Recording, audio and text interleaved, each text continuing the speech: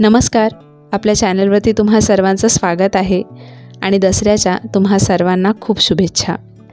आजच्या व्हिडिओमध्ये दसऱ्याचं माझे जे रूटीन होतं ते मी तुमच्याबरोबर शेअर करणार आहे आणि थोड्याशा गप्पाही मारणार आहे।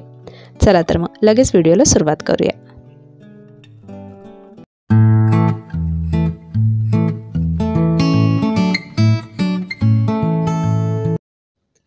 मला माहिती आहे की आपला व्हिडिओ थोडासा लेट येतोय कारण कालच दसरा झाला होता आणि मी आज व्हिडिओ पोस्ट करते।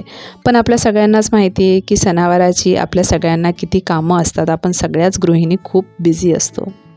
तर इथे ही दसऱ्याच्या दिवशी सकाळी मी माझं आवरून घेतलं आणि त्यानंतर मला इतर सगळी कामं करायची होती। तर सर्वात प्रथम मी बाहेरचा ओटा जो आहे तो पुसून घेतला।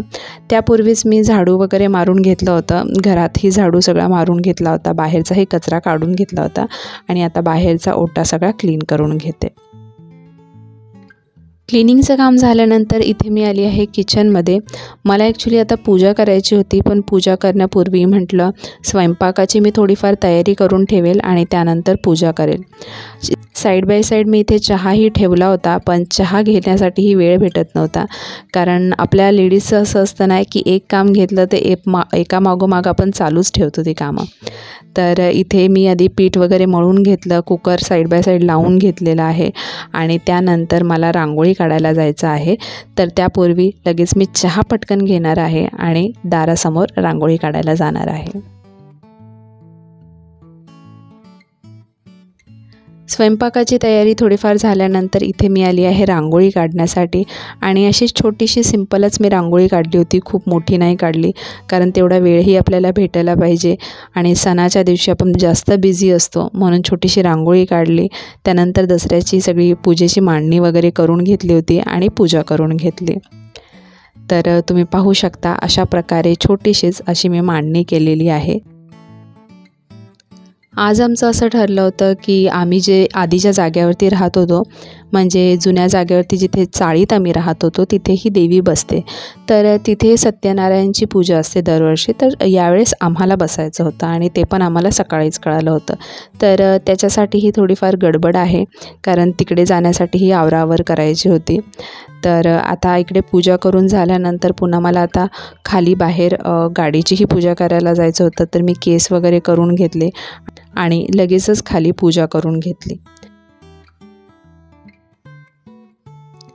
इथे आता माझी पूजा वगैरे सगळी झाल्यानंतर लगेचच जो उरलेला स्वयंपाक होता तो मी करून घेतला आणि इथे आता नैवेद्याची तयारी करते, जेणेकरून नैवेद्य दाखवून मी लगेच माझी स्वतःची तयारी करेन कारण सत्यनारायणच्या पूजेला उशीर व्हायला नको।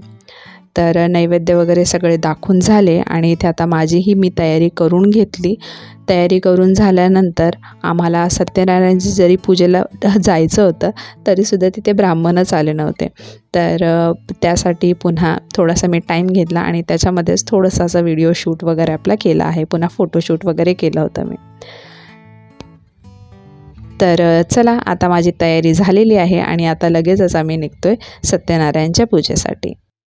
आणि इथे आता आमची पूजा तर खूप छान झालीच, पण पूजेनंतर हे जे गुरुजी होते यांनी आम्हाला जे सत्यनारायणची कथा आहे त्यातले म्हणजे 5 कथा त्यांनी आम्हाला खूप छान असे समजून सांगितले। खूप छान वाटली ती कथा ऐकूनही आणि तुम्ही ते पाहू शकता इथे देवीलाही खूप छान असं सजवलेलं आहे। देवीची ही जी साडी नेसवणाऱ्या ताई आहे त्या खूप छान साडी नेसवतात आणि दरवर्षी त्याच नेसवतात देवीला साडी। आणि पूजेनंतर आम्हाला घरी येण्यासाठीही थोडाफार उशीरच झाला होता कारण पूजाच लेट चालू झाली होती कारण गुरुजी लेट आले होते। पण जे दुपारचं माझं काम होतं ते काम मी अर्धच केलं होतं, बाकी सगळं मी तसंच ठेवलं होतं। तुम्ही पाहू शकता ओट्यावरती तसा सगळा पसारा मी ठेवून गेले होते कारण भांडी वगैरे बाकी होते आणि भांडी वगैरे जर आवरत बसले असते तर माझ्या तयारीला उशीर झाला असता। म्हणून मी आल्या पहिलं म्हटलं की ओट्यावरचं सगळं स्वच्छ करून घेते, म्हणजे ॲटलिस्ट जागा करून ठेवते आणि साडी वगैरे चेंज करून घेईल आणि त्यानंतर सगळी भांडी आवरून घेईल कारण पुन्हा साडी आता चेंज करायला गेले असते तर त्याच्यामध्येही वेळ गेला असता। सगळी ज्वेलरी काढा, साडी वगैरे न सोडा, पुन्हा ते व्यवस्थित ठेवणं अँड ऑल।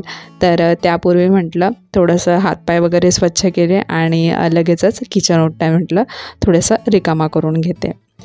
आणि त्यानंतर मग एक एक माझी कामं चालूच झाली होती.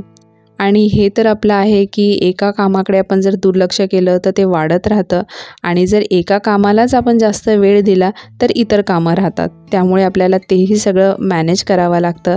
सगळ्या गोष्टींसाठी थोडा थोडा वेळ आपल्याला द्यावाच लागतो. त्यानंतर माझा आज उपवासही होता, तर थोडीफार भूकही लागलेली होती. आणि इथे आता ओटा वगैरे सगळा क्लीन करून झाल्यानंतर जी भांडी घासण्याची होती ती भांडी सगळी मी ओट्यावरती धुवून ठेवली, जेणेकरून भांडी घासताना मला लगेच पटापट भांडी माझी घासून होतील. तर असा होता माझा दसऱ्याचा दिवस. सणवार असेल तर आपण सगळ्याच लेडीज खूप पॅक असतो कामांमुळे, पण घरामध्ये पूजा वगैरे असल्यामुळे मन असं खूप छान प्रसन्न होतं आणि त्याचबरोबर एक पॉझिटिव्हिटी वाटते घरामध्ये. तर तुमचा दसऱ्याचा दिवस कसा होता, तुम्ही कशाप्रकारे सेलिब्रेट केला तेही मला ऐकायला आवडेल. चला तर मग पुन्हा भेटूया एका नवीन व्हिडिओमध्ये. धन्यवाद.